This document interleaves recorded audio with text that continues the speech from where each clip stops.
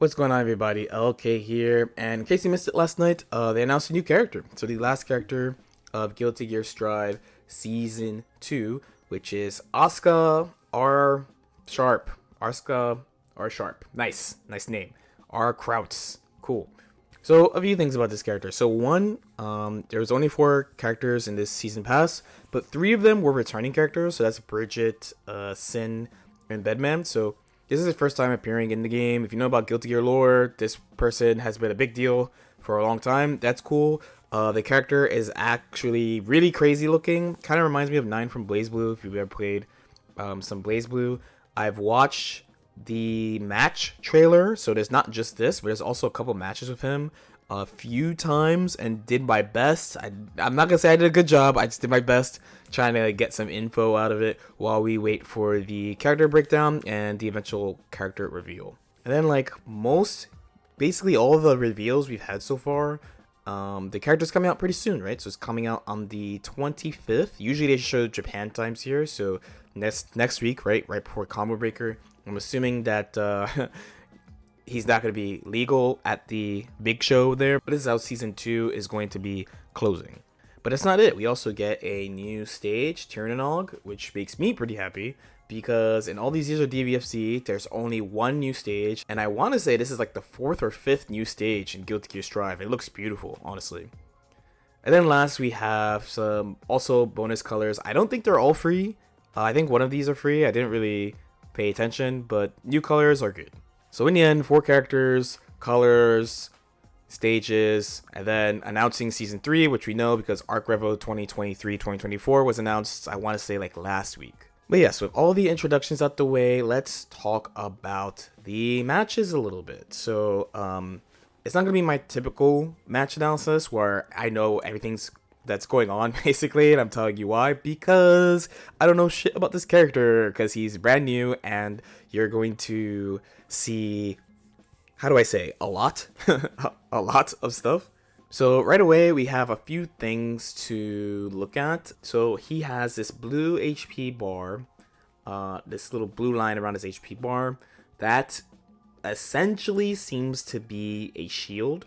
So whenever he takes like a good amount of damage, the blue HP bar goes away, and then the other meters are all gone, and it seems that he takes way more damage than normal. Then on the bottom, he has either 2 or 3 different resources to keep track of. So from watching this a few times, the number is not that important. That's how many spells, special moves that he has available.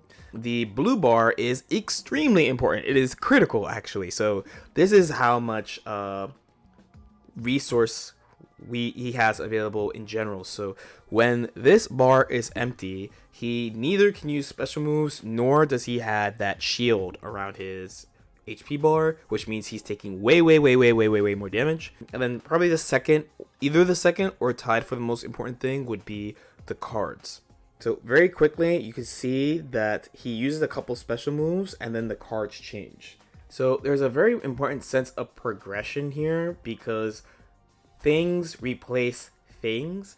So I don't know, again, I compared him to 9. So 9 in BlazBlue, I can't say how she developed as a character. I only played her for a short while.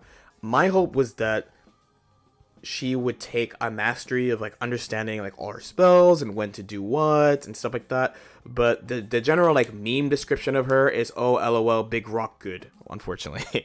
Right? So I'm not saying he has the same type of spell system, but he has this type of progression thing that leads into every now and then just like weird stuff like this staff that's going on. So this is where I first noticed actually that the spells progress, because once he uses a special move here, he activates the staff. So I don't know what this move does. I'm not gonna lie, he only does it once in this Giovanna match here. And then he uses his super. But I'm hoping that he rewards using many of his spells well, and not, oh, I have a couple of really broken ones that I just spam, personally. If there's anything I had to guess, is that it all does Guard Crush, but there are other spells that have Guard Crush apparently. So I don't really know what determines what. Anyway, back to full speed. So when I first saw these matches, I was like, great, another character that loses a chip. Thank you very much, Arxis. But like I said, I think he does look pretty interesting. I kind of like playing funky characters like this every now and then. Okay, round number 2. So he's gonna get this knockdown from here. That's very important. You can see that you can break the spells. I'm also gonna say, if you're not a big fan of characters like Jacko or HC or Zato, like characters where you need to know like a more than a good amount about your opponent's character to learn how to fight them, he may not be very fun to fight against. Another thing about him is that he builds an insane amount of resource. And when I talk about resource, normally I'm talking about meter. So here he does a super, this costs 50. So from here, just look at his bar while he just does stuff, right? Pulls up, button hits. Okay, I already have 50. Okay, goodbye. Goodbye, Giovanna. Goodbye. You tried your best. You tried your best. Also, doesn't this part of the stage look really cool? Anyway. So, explosion. The good news is, I think that it's hard to say how many of the actual spells there are. It seems like one of these are reversal. That comes up. It comes up a little bit later. I really despise when characters like this have reversals. This looks like the super install. This looks like an impression session. I'm not gonna lie, but she gets out. So here, there's a teleport. Teleport Q, probably only the teleport card. So you can see here, there's it's pretty small, but there is one that goes dark right here when he does it. Okay, mashing out. And though that's the power-up super.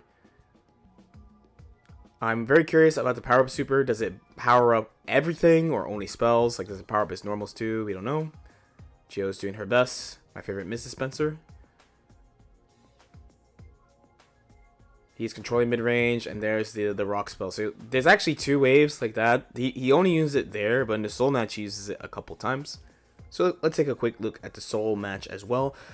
Basically, all the important things were shown in the Geo match, besides his shield going away, which I think is probably the most important thing about these soul matches. The Geo matches show a lot of just like spell progressions, lots of uses of upgrading stuff, and this is of course me trying to figure out what is actually going on, because he's not like a straightforward character. Like when they showed Sin, we knew what's going on. Like we've seen Sin before, we know what he does. So here the shield's gonna go away. He dropped the combo unfortunately, but we're gonna have that same clip from the beginning of the video with the throw that does way too much damage, and Soul's gonna punch and do what he does best. YRC is trying to fight his way out the corner. I really do want to see if it's just that there are spells that are guard crushed, or does he need a certain amount of the magic meter for it to have guard crush. Like, I don't know. That looked it still looks kind of random, but it's because I don't really know what's going on. If they explain it in the breakdown video that they do where they show special moves, first of all, I definitely think his would be by far the longest. Maybe. But if they don't do that, then that's just something to check when the character comes out.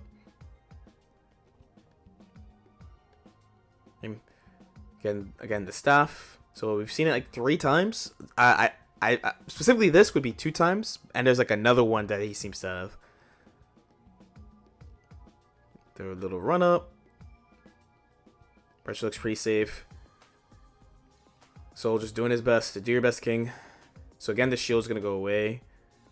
It goes away pretty quick too. It goes away after a couple of hits. I think it definitely makes sense considering how most characters, you know, their random stray confirm is like just button special move. He has so much meter all the time. Just gonna power up.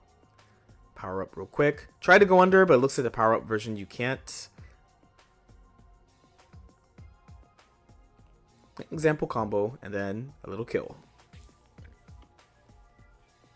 Okay, Soul killing the projectile.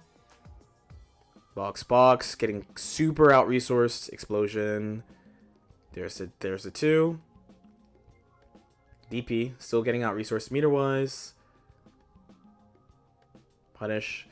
It seems like he's not good at confirming off jabs. We haven't really seen him do anything off jabs besides mash. You know, this is how they keep some characters down, but then other characters like HC get the privilege of doing full combos of all their buttons. Vortex. Not enough. There's the dot dot dot question mark DP, the little ice spike. Baiting. This would have done a ton of damage, but regardless, there's no magic meter here. Even though he's still able to do this, charges up, goes for the guard crush really far, and then closes. Alright, so yeah, so hopefully y'all enjoyed it. He looks pretty interesting. Again, if you don't like characters like Happy Chaos or Jacko or Zato, any one of those where you have to learn a lot about the character, or they're attacking you from like safe ranges, I think you're not gonna like playing him. If you're into that stuff though, then you might really like him. He gives me like a mixture of zoner and control vibes. And some technicality in there. Again, I really hope he doesn't degenerate into like you just try to get this one super broken thing XN, because it seems pretty accessible. They give him a ton of meter to compensate for like how much of his character specific resource he seems to use, and how he has to use his HP to recharge in certain situations.